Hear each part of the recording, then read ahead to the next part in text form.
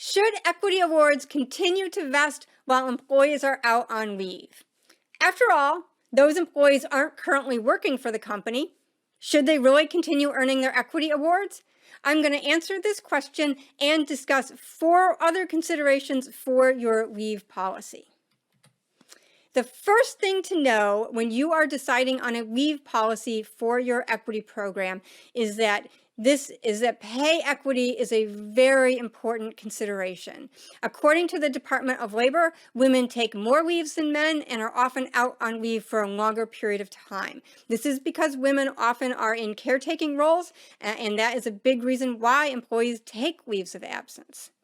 As a result, if you impose a policy to say stop vesting or to otherwise reduce the benefits employees are entitled to while they're on leave, that is going to have a disproportionately high impact on the women who work for your company.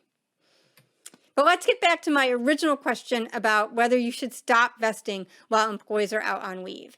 According to NASPP surveys, the overwhelming majority of companies continue to vest equity awards while employees are on leave. That's over 90% of companies that tell us that they do not adjust vesting schedules for leaves of absence.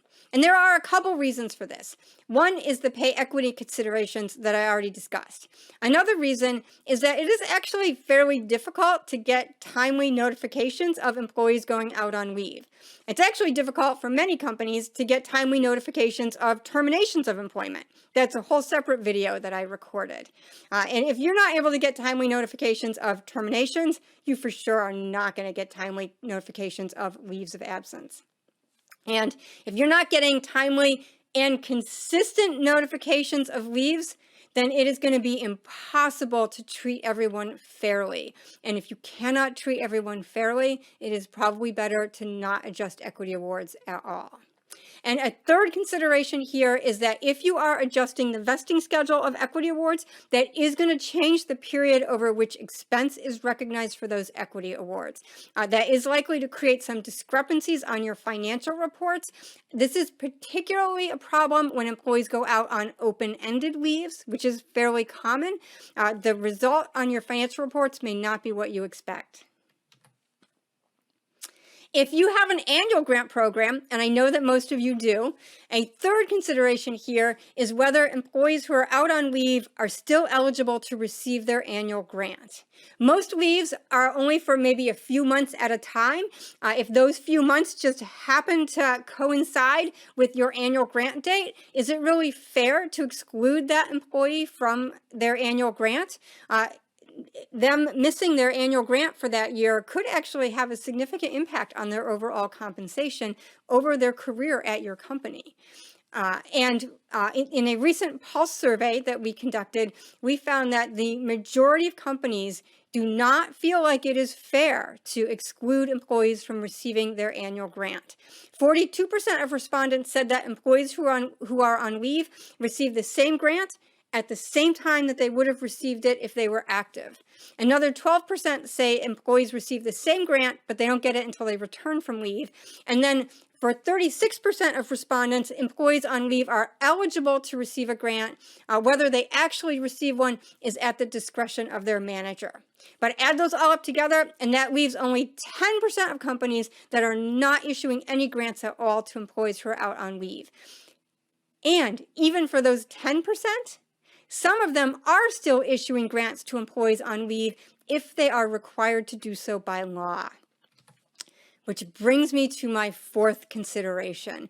There are laws all over the world that govern what rights employees have while they are on leave. Even here in the US, at the federal level, we have laws that provide certain rights to employees who are on leave, particularly for certain purposes, like, say, military leave. There are laws at the state level in the U.S., and there are laws outside the U.S. In fact, outside the U.S., the rights provided to employees on leave often tend to be much more generous than what we provide here in the U.S. In some jurisdictions, you may be required to provide employees on leave with a benefit that is commensurate to that which is provided to active employees. All of which is to say, if you're going to implement a leave policy that reduces the benefits offered to employees who are on leave, you really need to look at all of the jurisdictions where you have stock plan participants to make sure that that policy isn't going to run afoul of any local laws. And then my fifth point is that before you decide on a leave policy, it is important to know who's going out on leave. You really want to take a close look at the demographics of employees who are taking leaves, the reasons for those leaves, and how long they are out on leave, so that you can truly assess the impact of your policy before you finalize it. I hope that you found this video helpful as you think about your own leave policy.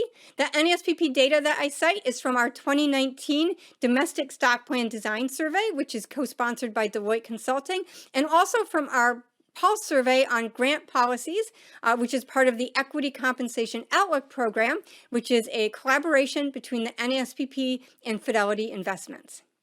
If you enjoyed my video, please subscribe to our YouTube channel so that you're notified when we post new videos. Heck, you know what?